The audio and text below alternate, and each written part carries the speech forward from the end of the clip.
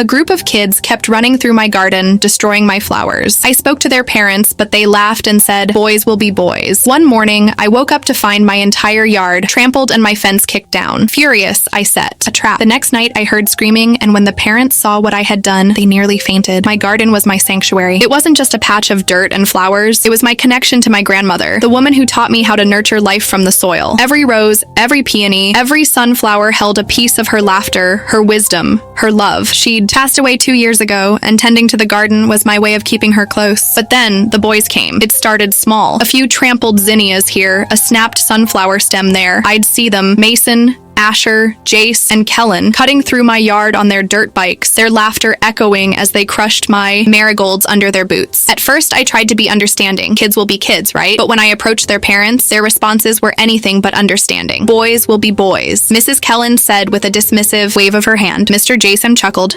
adding, they're just having fun. Lighten up. Their words stung, but I bit my tongue. I didn't want to cause trouble. I just wanted my garden left alone. Then, one morning, I woke up to a scene that made my blood boil. My yard was a disaster. Muddy footprints spelled out, their initials in the soil. My fence was kicked down, splintered wood scattered across the grass, and my dahlias, my grandmother's favorite flowers, were completely destroyed. I stood there, clutching a single cracked photo frame of Grandma and me, buried in the dirt. That was the moment I snapped. I tried everything to stop them. Motion sensor lights, they laughed and threw rocks at them. Thorny rose bushes, they just rode around them. At the HOA meeting, Mrs. Kellen sneered, maybe teach your flowers to fight back. The other parents chuckled, and I felt my cheeks burn with humiliation. That night, as I sat in my kitchen, staring at the mess outside, I remembered something Grandma used to say. Sometimes you have to fight fire with honey. It was a phrase she'd used to deter deer from her garden, and that's when the idea hit me. I spent the next few days preparing. I rigged the garden with motion-activated sprinklers, filling them with biodegradable neon glitter and honeycomb paste. It was non-toxic, but sticky enough to glue shoes to pavement. I buried my grandma's old wind chimes nearby. Their eerie clinking would mask the trap's click. As I worked, I couldn't help but mutter, boys will be boys. But this time,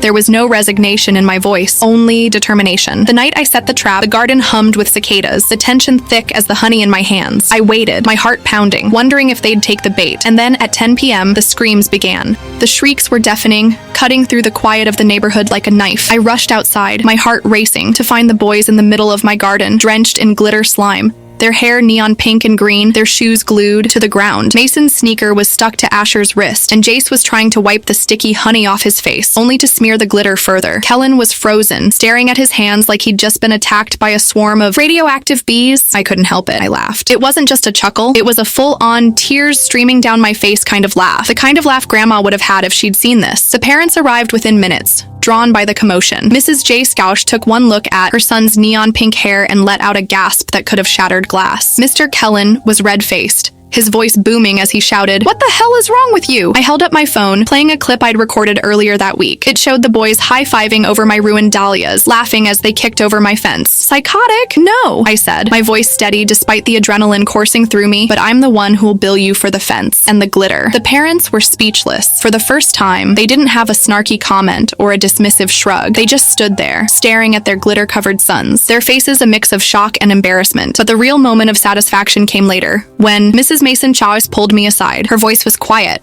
almost apologetic. They've never apologized for anything, till now, she admitted. Maybe this was what they needed. The boys were tasked with replanting my garden, their punishment for the chaos they'd caused. As they worked, I couldn't help but notice the way they glanced at me. Not with anger, but with something resembling respect. And then there were the wind chimes, Grandma's old wind chimes, clinking softly in the breeze. They'd been silent for years, but now they sang again, their eerie melody a reminder of her presence. Months later, my peonies bloomed fiercer than ever, their petals vibrant and full. One morning, I found a packet of seeds on my porch, labeled for Grandma. There was no note, no signature, just the seeds and the faint sound of wind chimes in the distance. The packet of seeds sat on my kitchen counter for days, untouched. I kept staring at it, wondering who could have left it. Was it one of the boys, a guilty parent? Or maybe, just maybe, it was Grandma, sending me a message from wherever she was. I didn't know, and that mystery gnawed at me. In the meantime, life went on. The boys avoided my yard like it was cursed, and the neighborhood was oddly quiet. No more dirt bikes, no more laughter echoing through my garden. It was peaceful, but it also felt empty. One afternoon, as I was pruning the roses, I heard a soft knock on my door. It was Mrs. Mason, holding a tray of cookies.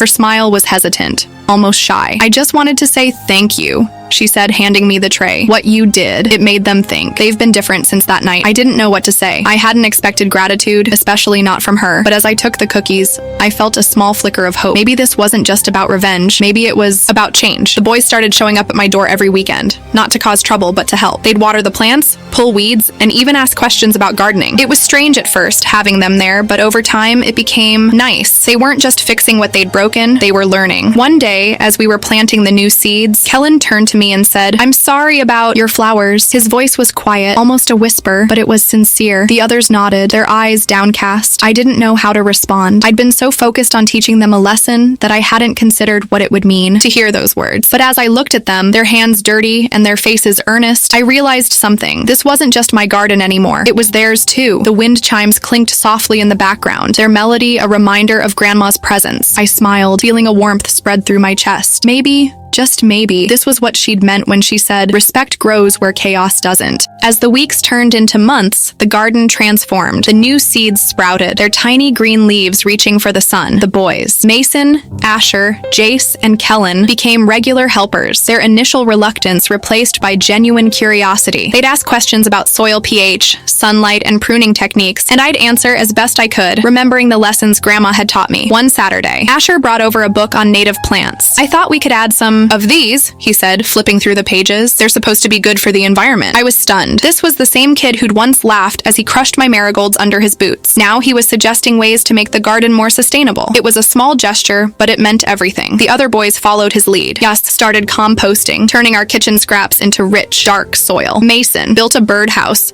his hands steady as he hammered the pieces together. And Kellen, quiet, reserved Kellen, painted a sign that read, "Respect grows here," and placed it at the garden's entrance. It wasn't just the garden that was changing. The neighborhood was too. People started stopping by to admire the flowers, their faces lighting up at the sight of the vibrant blooms. Some even brought their own plants, turning the space into a community garden. But the most surprising change was in the parents. Mrs. Kellen, who'd once sneered at me, now brought over homemade lemonade. Mr. Jason helped repair the fence, his hands calloused but careful. And Mrs. Mason, well, she became something of a friend. We'd sit on the porch, sipping tea and talking about everything from gardening to life. One evening, as the sun dipped below the horizon, she turned to me and said, "You know, I used to think you were just being difficult, but now I see it. This garden isn't just about flowers, it's about connection." Her words stayed with me long after she left. Connection. That's what Grandma had always wanted. Not just for me, but for everyone. The wind chimes clinked softly, their melody a reminder of her presence. I smiled, feeling a warmth spread through my chest. Maybe, just maybe, this was what she'd meant when she said, "Respect grows where chaos doesn't."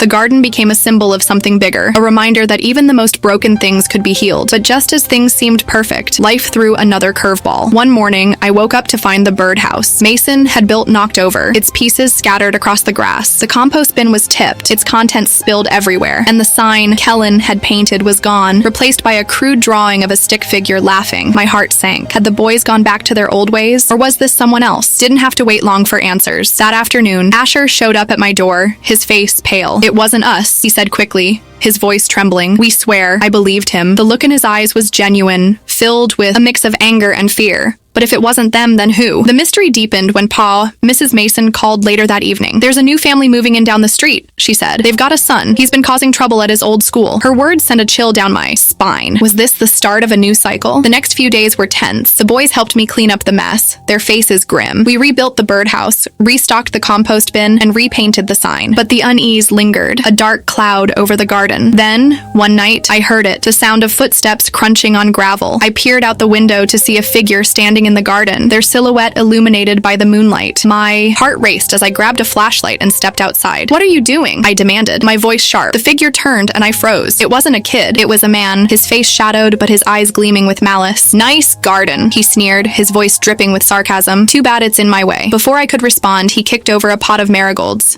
the soil spilling across the ground. My hands clenched into fists, but before I could react, a voice rang out behind me. "Leave her alone." It was Kellen, his voice steady despite the fear in his eyes. The other boys stood beside him, their faces set in determination. The man laughed, a harsh, grating sound. "What are you gonna do, kids? Call your mommies?" But the boys didn't back down. They stepped forward, forming a line between me and the man. For the first time, I saw them not as troublemakers, but as protectors. The man hesitated, his sneer faltering. Then, with a muttered curse, he turned and walked away, disappearing into the night. The boys turned to me, their faces a mix of relief and pride. "We've got your back," Mason said simply. I smiled, feeling a warmth spread through my chest. This garden wasn't just mine anymore. It was ours. The incident with the stranger left us all shaken, but it also brought us closer. The boys became more vigilant, patrolling the garden at night and keeping an eye out for trouble. They even started a neighborhood watch group, recruiting other kids to help protect the community. But the man didn't return. It was as if he'd vanished into the night, leaving behind only a lingering sense of unease. As the days passed, the garden continued to thrive. The new seeds I'd planted, the ones labeled for Grandma, sprouted into delicate wildflowers, their petals a soft, pale blue. They reminded me of her, of the way she'd always find beauty in the simplest things. One evening, as I was watering the flowers, Mrs. Mason approached me,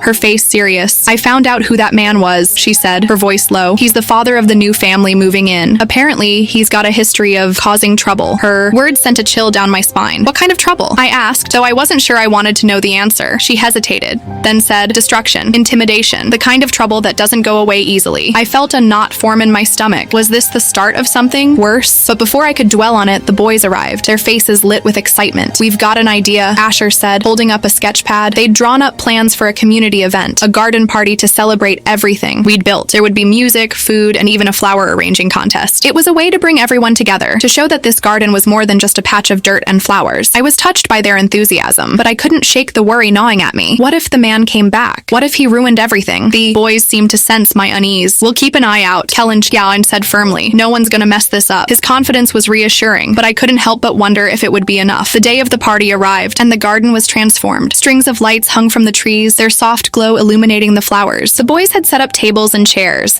and the air was filled with the scent of fresh-baked cookies and blooming roses. As people started to arrive, I felt a sense of pride I hadn't felt in years. This was more than just a garden. It was a community, a family. But just as the party was in full swing, I saw him, the man, standing at the edge of the garden. His eyes narrowed as he watched us. My heart raced, but before I could say anything, Mason stepped forward. "You're not welcome here," he said, his voice steady. The man sneered, but before he could respond, the other boys joined, Mason forming a line between him and the party. The guests noticed, their laughter fading as they turned to watch. For a moment, no one moved. Then, with a muttered curse, the man turned and walked away, disappearing into the night. The boys turned to me, their faces filled with pride. "We told you," Asher said with a grin. "No one's gonna mess this up." I smiled, feeling a warmth spread through my chest. This garden wasn't just mine anymore. It was ours. The garden party was a success, but the encounter with the man left a shadow over the celebration. As the guests left, their laughter fading into the night, I couldn't shake the feeling that this wasn't over. The boys stayed behind,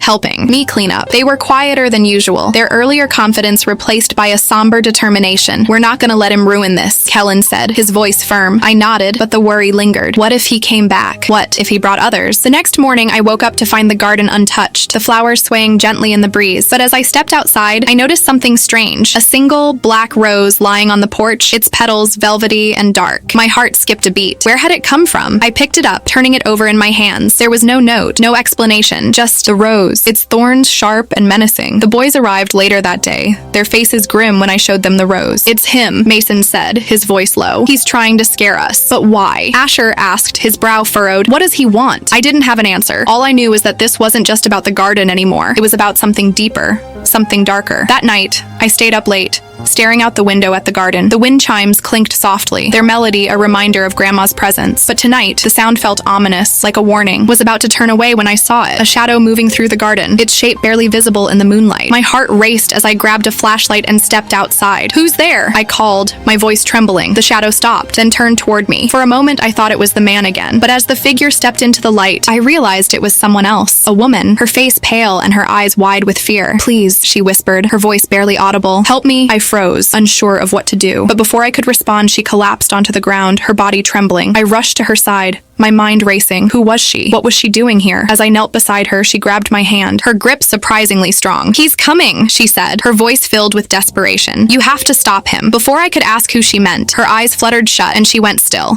The woman's sudden collapse left me in a panic. I shouted for help, and within moments, the boys came running. Mason immediately called 911, while Asher and Kellen helped me carry her inside. Her breathing was shallow, her skin cold to the touch. "Who is she?" Jace asked, his voice trembling. "I don't know," I admitted, my mind racing. She just showed up in the garden saying someone was coming. The boys exchanged worried glances. Do you think it's him? Kellen asked, his voice low. I didn't have to ask who he meant. The man from before, the one who'd threatened us, was the only person who made sense. But why would this woman be running from him? The paramedics arrived quickly, loading her onto a stretcher and rushing her to the hospital. Before they left, one of the EMTs handed me a small, crumpled piece of paper that had fallen from the woman's pocket. It was a photograph, a faded picture of a young boy standing in front of a garden. The boy looked familiar, but I couldn't place him. On the back of the photo, scrawled in messy handwriting, were the words, "He's not who you think he is." The boys crowded around, their faces pale as they studied the photo. That's him, Mason said, his voice barely above a whisper. The man who's been causing trouble, but he looks younger. I stared at the photo, my mind spinning. Who was this woman? What was her connection to the man? And what did she mean by, "He's not who you think he is"? The boys insisted on staying the night, their determination to protect the garden stronger than ever. We set up chairs on the porch, taking turns keeping watch. The wind chimes clinked softly, their melody a constant reminder of Grandma's presence. As the hours passed, I couldn't shake the feeling that we were missing something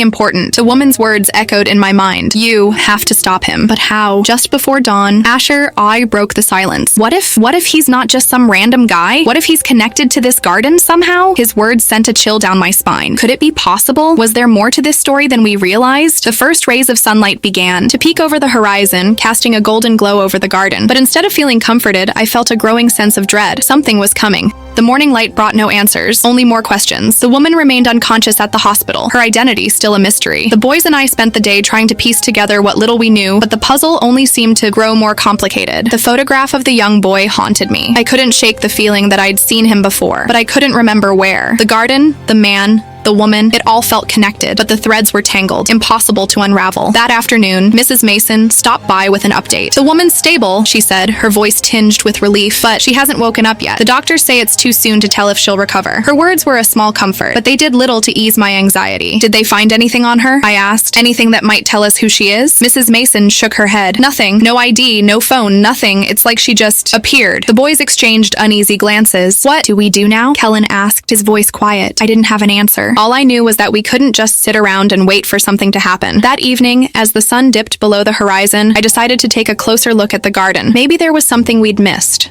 A clue, a sign, anything that could help us understand what was going on. The boys joined me, their flashlights cutting through the growing darkness. We searched every inch of the garden, from the flower beds to the compost bin, but it wasn't until we reached the far corner near the old oak tree that we found something. Buried beneath a pile of leaves was a small, rusted box. It was barely visible, its surface covered in dirt and moss. My hands trembled as I picked it up, the metal cold against my skin. What is it? Asher asked, his voice filled with curiosity. I didn't answer. Instead, I pried the box open, my heart pounding in my chest. Inside was a collection of old photographs, their edges frayed and yellowed with age. There were pictures of the garden, of Grandma, and of a young boy, the same boy from the photo the woman had carried. But the most shocking discovery was a letter. Its ink faded but still legible. It was addressed to me. What does it say? Mason asked, his voice barely above a whisper. I unfolded the letter, my hands shaking as I read the words aloud. If you're reading this, it means I'm gone. There's so much I need to tell you, but I don't have much time. The garden holds secrets that could destroy everything. Be careful. Trust no one. And whatever you do, don't let him find it. The letter was signed with a single name, Grandma. The letter from Grandma left us all speechless. The boys stared at me, their faces pale and their eyes wide with shock. What does this mean? Kellen Mowers finally asked, his voice trembling. I didn't know how to answer. My mind was racing, trying to make sense of the words on the page. Secrets? Destruction? Who was him? And what was it that he wasn't supposed to find? The photographs in the box only added to the mystery. There were more images of the young boy, some with Grandma, others with people I didn't recognize. One photo showed the boy standing in front of a house I'd never seen before, his face solemn and his eyes filled with something I couldn't quite place. Regret, fear, we need to figure this out, Mason said, his voice firm. If your grandma left this for you, it's important. I nodded, but the weight of the situation felt overwhelming. The garden, the man, the woman, the letter, it was all connected, but the pieces didn't fit. That night, we gathered in the kitchen, spreading the photographs and the letter across the table. The boys took turns examining the images, their faces filled with concentration. What if the man is the boy in the photos? Asher suggested, his voice hesitant. I mean, he looks older now, but it could be him. The idea sent a chill down my spine. If the man was the boy in the photos, then he had a connection to Grandma and to the garden. But what was that connection? As we debated, Mrs. Mason called with with another update. "The woman's awake," she said, her voice filled with relief. "She's asking for you." My heart raced. Maybe she had the answers we needed. The boys insisted on coming with me to the hospital, their determination unwavering. When we arrived, the woman was sitting up in bed, her face pale, but her eyes sharp. "You're the one with the garden," she said, her voice weak but clear. I nodded, stepping closer. "Who are you?" I asked, "and what's going on?" She hesitated, then said, "My name is Clara. I was your grandmother's friend." Her words hit me like a punch to the gut. "You knew Grandma?" Clara nodded, her eyes filling with tears. "She told me about the garden, about the secrets it holds, and she told me about him." "Who?" Mason asked, his voice urgent. Clara took a deep breath, then said, "His name is Victor. He's your grandmother's son." The room fell silent. I felt like the ground had been ripped out from under me. Grandma had never mentioned a son, Clara continued, her voice trembling. "Victor was troubled. He blamed your grandmother for everything that went wrong in his life, and now he's back. He wants to destroy the garden and everything it represents." Her words hung in the air, heavy and suffocating. The boys looked at me, their faces filled with concern. "What do we do?" Kellen Shao asked, his voice barely above a whisper. I didn't have an answer, but one thing was clear. This wasn't just about the garden anymore. It was about family. The revelation about Victor, Grandma's son, left me reeling. How could she have kept something so significant from me? And why had he returned now, after all these years? Clara's voice broke through my thoughts. "Your grandmother tried to protect you," she said, her tone gentle but firm. "Victor was dangerous. She didn't want him anywhere near you." "But why the garden?" I asked, my voice trembling. "What's so important about it?" Clara hesitated, then reached for a glass of water on the bedside table. Her hand shook as she took a sip. "The garden isn't just a garden," she said finally. "It's a legacy. Your grandmother planted it as a symbol of hope, of healing. But Victor, he sees it as a reminder of everything he lost. He wants to destroy it to hurt her, even now that she's gone." The boys exchanged uneasy glances. "So what do we do?" Mason asked, his voice steady despite the tension in the room. Clara looked at me, her eyes filled with a mix of sadness and determination. "You have to protect it, not just the garden, but what it stands for. If Victor destroys it, he'll destroy the last piece of your grandmother's heart." Her words hit me hard. The garden wasn't just my sanctuary, it was Grandma's legacy, her way of leaving something beautiful behind. I couldn't let Victor take that away. We left the hospital with a plan. The boys and I would fortify the garden, setting up additional lights and cameras to deter Victor. We'd also reach out to the neighborhood, asking for their support and keeping watch. But as we worked, I couldn't shake the feeling that we were missing something. Victor wasn't just some random troublemaker. He was calculated, determined. If he wanted to destroy the garden, he'd find a way. That night, as I sat on the porch, the wind chimes clinked softly, their melody a reminder of Grandma's presence. I closed my eyes, letting the sound wash over me. "What are you thinking?"